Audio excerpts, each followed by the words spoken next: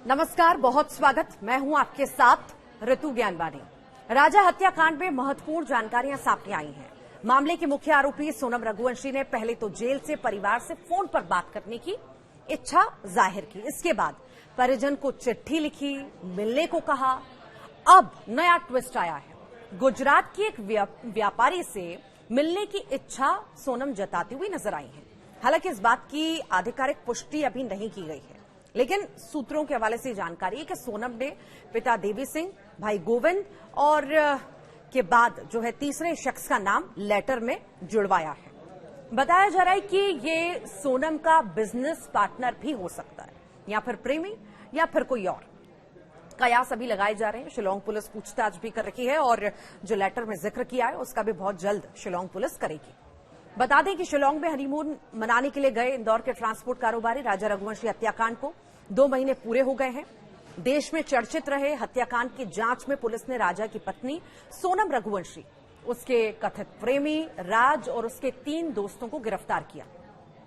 और जेल में बंद सोनम की गतिविधियां अब बताई जा रही हैं कि तेज हो चुकी हैं। सभी आरोपी खाने के समय बातें करते हैं। राज भी अपने साथियों से बात करता है और जेल के मेन्यू के हिसाब से आरोपी सोनम अपने इंदौर में रहने वाले परिवार से कुछ मिनट फोन पर बात भी करती है।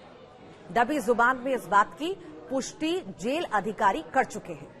ये बात भी सामने आई थी कि सोनम ने जेल प्रबंधन के नाम एक लेटर लिखा था, जिसमें पिता देवी सिंह, भाई गोविंद सिंह से जेल में मिलने की इच्छा भी उसने जाहिर की थी। और सूत्रों की माने तो सोनम ने जो चिट्ठी प्रबंधन को दी थी उसमें गुजरात में रहने वाले बिजनेस पार्टनर से मिलने की इच्छा उसने जाहिर की है।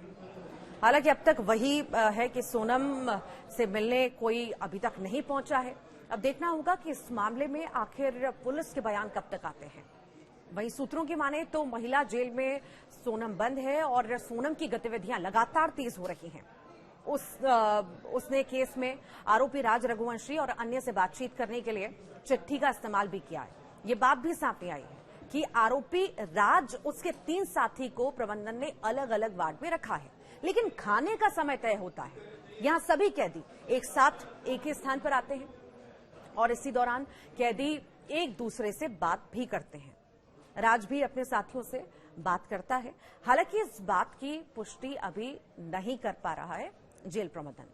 मामले में राजा के भाई विपिन नार्को टेस्ट की मांग को लेकर शिलांग गए हुए हैं। अभी वहां वे वकीलों के जरिए कोर्ट में अर्जी भी लगाएंगे। दरअसल हाल ही में मामले के 3 सह आरोपी property agent Shalom James, building मालिक लोकेंद्र और चौकीदार बलवीर को कोर्ट ने जमानत पर छोड़ दिया था। और इसके बाद राजा की मां उमा की तबीयत बिगड़ गई।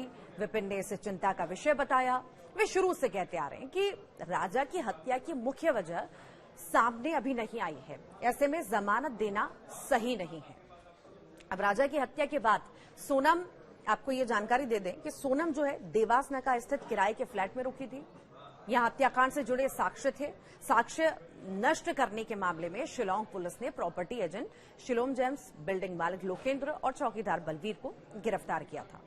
और हाल ही में तीनों सह आरोपियों को कोर्ट ने जमानत पर छोड़ दिया। इस पर कई सारे सवाल राजा के परिवार ने उठाए भी थे। तो वहीं इंदौर के ट्रांसपोर्ट व्यवसायी राजा रघुवंशी के मर्डर केस में एक बार फिर से एक नया मोड़ आता हुआ नजर आ रहा है। इस बार ये ट्विस्ट जो है वारदात की मुख्य आरोपी और मृतक की पत्नी सोनम रघुवंशी के भाई गोविंद की वजह से है।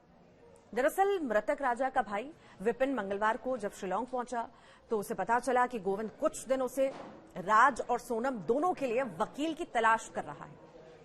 साथ ही वो केस से जुड़े सभी पहलुओं पर कई वकीलों से चर्चा भी कर चुका है। ये बात सुनकर विपिन के सब्र का बांध आज इस पर टूट गया और उसने सीधे तौर पर गोविंद पर डबल क्रॉस करने का आरोप लगा दिया। विपिन ने कहा कि राजा की हत्या को लेकर सोनम के भाई गोविंद ने अब तक जितनी भी बातें हमारे परिवार और मीडिया से कही वो सब झूठ साबित हुई हैं। साथ ही विपिन ने आरोप लगाया कि गोविंद हमारे परिवार को सीधे तौर पर धोखा दे रहा है।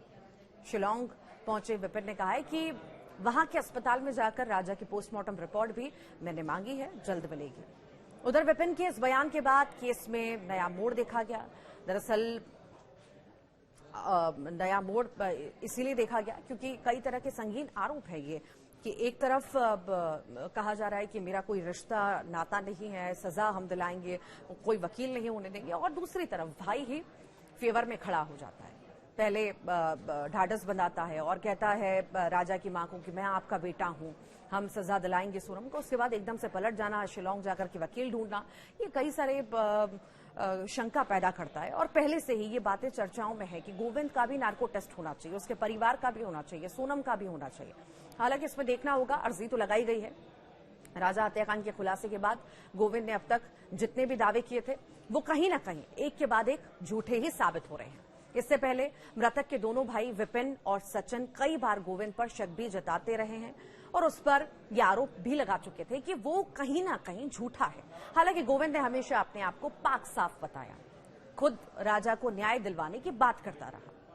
और राजा का शव मिलने के बाद से गोविंद ने जिस तरह से मीडिया के सामने आकर खुलकर बयानबाजी की थी, अपनी बहन के लिए कड़ी से कड़ी सजा देने की मांग की थी और खुद को जिस तरह निर्दोष बताया था, उसके बाद सभी को उसकी बात पर यकीन भी हो गया था। लेकिन अब उसके द्वारा जिस तरह से सोनम और राज के लिए शिलांग में वकील तलाशने की खबर आई है, उससे इस पूरे केस में गोविंद की भूमिका कहीं न कहीं संदिग्ध भी लग रही है। और हाल ही में राजा के परिवार के लोग उस समय फिर हैरान रह गए जब उन्हें पता चला कि सबूत छिपाने के आरोपी शिलोम जेम्स को कोर्ट ने जमानत दी। इससे पहले ग्वालियर से गिरफ्तार बलवीर अहिरवार और लोकेंद्र तोमर को भी जमानत मिल चुकी है, जिसके बाद राजा का परिवार पुलिस की जांच में कई खामियां भी निकाल रहा है, आरोप लगा रहा है, जिसके चलते कोर्ट में आरोपियों के खिलाफ ठोस सबूत भी पेश नहीं किए जा सके। ये पूरे मामले के बारे में आपको एक बार जानकारी दे दें। इंदौर के ट्रांसपोर्ट कारोबारी राजा रघुवंशी की 11 मई को सोनम रघुवंशी से शादी हुई। दोनों 20 मई को हनीमून पर गुवाहाटी और शिलांग के लिए निकले।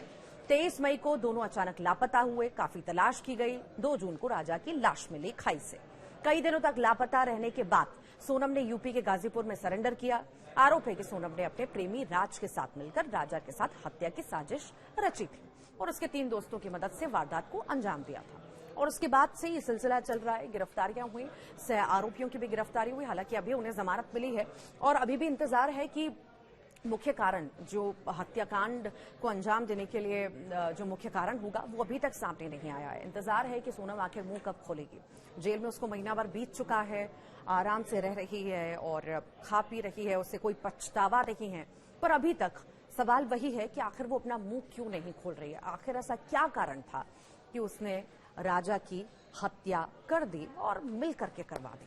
फिलहाल आप क्या सोचते हैं इस पूरे घटनाक्रम को लेकर के, सोनम के भाई के संदिग्ध गतिविधियों को लेकर के, साथ ही साथ अब जो लेटर जो उसने जेल प्रबंधन को लिखा है और गुजरात के व्यापारी का जिक्र किया है, उससे मिलने का जिक्र किया, उससे बात करने का जिक्र किया है, उसके बारे में आप क्या सोचते हैं? क्या वो व्यापारी कोई बिजनेस पार्टनर है, उसका प्रेमी है, या क्या क्या आपके दिमाग में ये सब सोच करके आ रहा है? कमेंट बॉक्स में जरूर बताइएगा।